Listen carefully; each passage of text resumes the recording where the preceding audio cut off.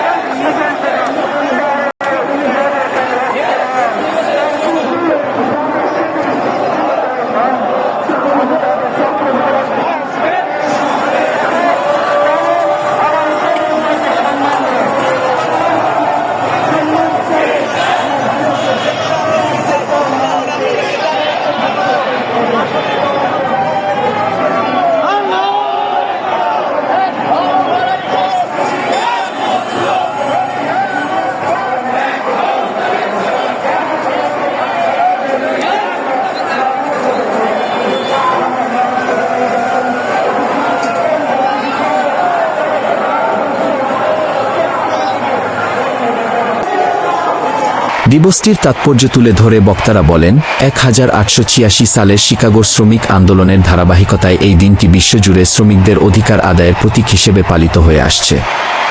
বাংলাদেশেও যথাযোগ্য মর্যাদায় দিনটি পালন করা হয়। এদিকে আজকের র্যালি ও সমাবেশের বিভিন্ন দৃশ্য ভিডিও ধারণ করা হয়েছে, যা ইতোমধ্যে সামাজিক যোগাযোগ মাধ্যমে ছড়িয়ে পড়েছে এবং সাধারণ মানুষের মধ্যে ব্যাপক সাড়া ফেলেছে।